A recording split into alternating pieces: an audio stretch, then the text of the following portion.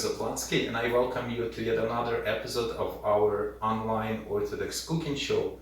And today we're going to make focaccia, one of my favorite breads from the time when I was studying in Rome. And it's a very easy recipe. You can make your own focaccia at home from scratch, from start to finish in about 3 hours. So for this recipe you will need 550 grams of all-purpose flour. You can use the bread flour, but all-purpose is my go-to flour, so that's what I'm using today. 400 grams or 400 milliliters of water. If you didn't know, 400 milliliters of water weigh 400 grams. It is important for this recipe to measure by weight because you want to be precise with the ratio and hydration of the dough. You need 11 grams of dry yeast, about 6 grams or a teaspoon of sugar, about 14 grams or 2 teaspoons of salt, and about 50 grams of olive oil. So what you do first, you will need to combine the sugar, water, and yeast, making sure to dissolve, mix and kind of dissolve a little bit sugar in water, and water should be a room temperature or lukewarm. Never use hot water in your recipes because any temperature over 100 degrees Fahrenheit will kill the yeast. So you don't need to do that if you have a fresh yeast and you know that it's not expired and it's still alive, but doing so and leaving it for 15 minutes will bloom the yeast, and you will be sure that your yeast is good to go and to use in the recipe. Meanwhile, while this mixture of yeast and water is waiting, we're gonna put our flour into our mixer here, and I'll just grab the hook for it, and I will add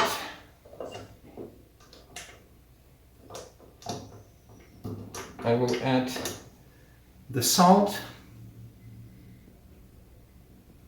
and salt doesn't want to come out.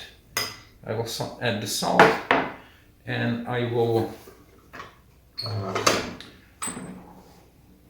stir it just to incorporate the salt into the flour. Some recipes will tell you to wait with the salt until very end. So at this time we're gonna just wait for the yeast to blossom and bloom, and we will continue in about 15 minutes. After about 15 minutes, if your yeast is good, it will blossom just like this. You can see this hat. It actually smells. You can tell by the way it smells that the yeast is ready to be used. Now I'm just gonna put it in my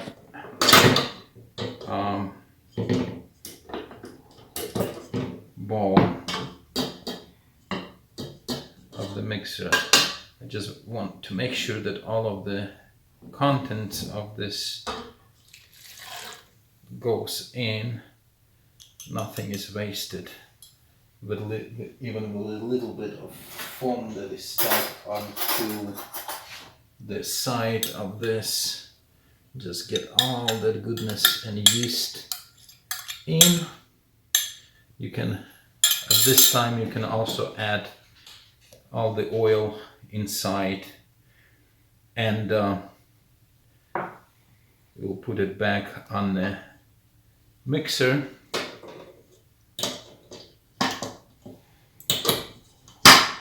And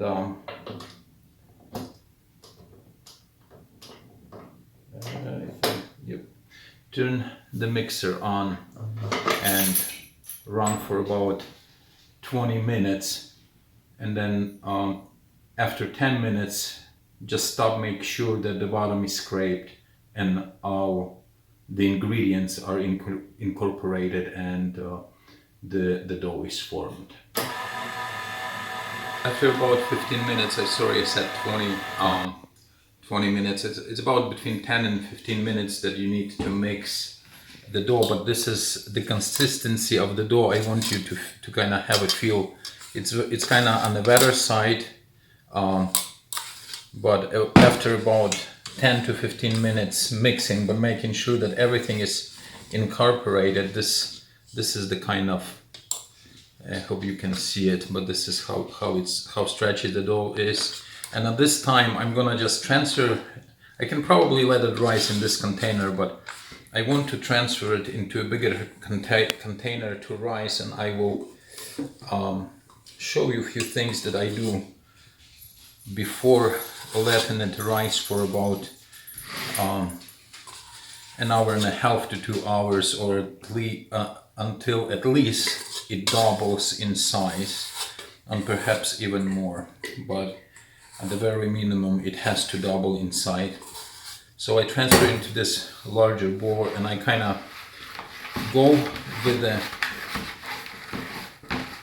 this scraper underneath the dough, kind of put almost like, if you are familiar with the folding of the dough technique, just put a little bit of a tension by folding it underneath several times, so it has a little bit surface tension on the bowl. Don't worry about if it looks like this a little bit, but this is about how it's supposed to look.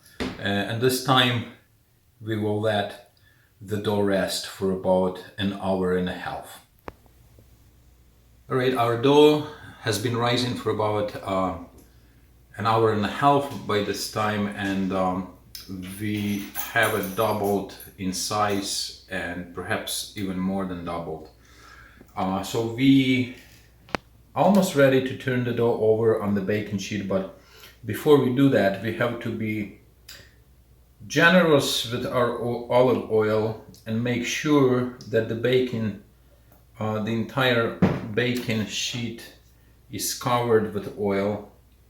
You can use your hand, which actually be useful, because to work with this wet dough, it's either you need to wet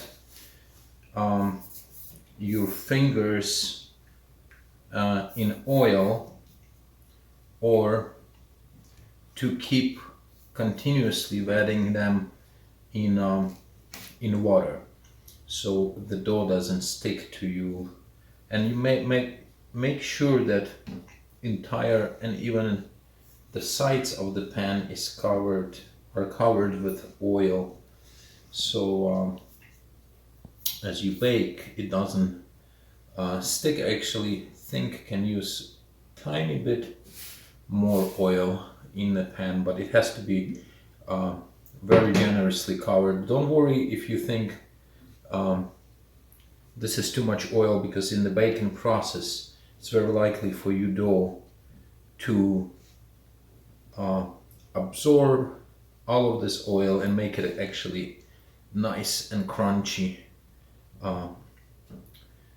So this is it. This is about all we need, all oil that we need. And now we're going to flip, and you can pan the camera to the dough. We're gonna flip the dough into our baking pan, but you have to kind of work that it doesn't. I will try to do that so you can have the camera shot on it, but you turn the dough without disturbing it too much, if possible, right over that oiled pan of yours. Don't worry if it doesn't look sightly, because this is not the end yet. I'm just gonna scrape all of the little pieces of dough so it's not wasted. And the next step is to spread this over entire baking sheet. So I'm gonna wet my fingers in oil again, and you just have to work, and if you feel that the dough is sticking to your fingers, you just go to the place where you can find oil on the baking sheet and wet your fingers again in the oil, and try to spread it as much as you can without tearing holes into the dough. Although it's kind of hard to do because this dough is very pliable. It's like super stretchy. Well, it probably would make a great pizza dough too, but just stretch into the entire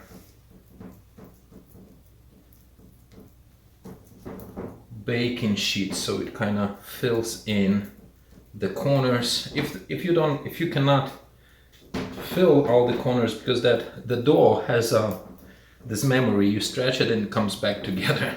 So, but you can kind of try to work it as much as you can, stretching it into these corners,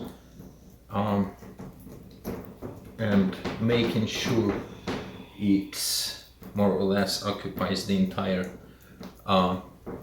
baking sheet. At this point you have to let it rise for another 40 minutes, and it's going to be ready to be baked. So after about 45 minutes or so in the room temperature, I actually kept it in the oven that wasn't on. This is how your dough will look. Traditionally, at this point, you would go again and press it down with your finger, which I'm not doing because I don't like. I like my focaccia be the way it is now, but traditionally you would put dimples into the dough.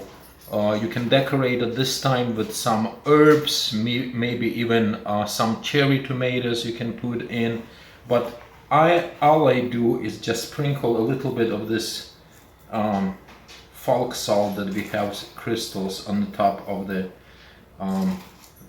focaccia bread. And at this point you will put it into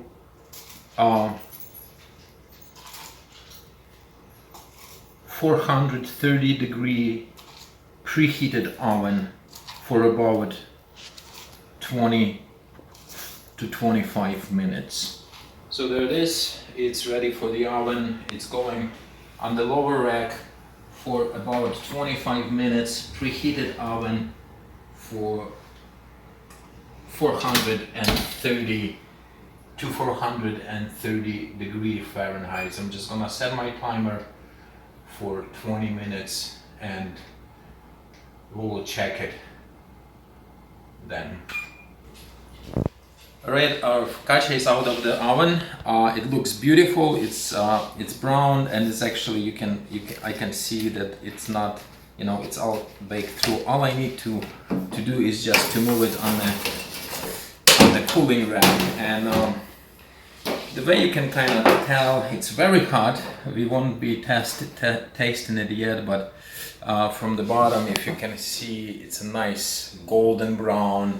It has nice crust, but it's extremely hot. So we're going to wait about 15 minutes before we cut it and see how it passes the test. The house smells amazing. The freshly baked bread always does it. And so our focaccia has been cooled for about 10-15 minutes it's ready to be caught. And normally I'd like to test my personal focaccia test, but I'm gonna just slice it through all the way.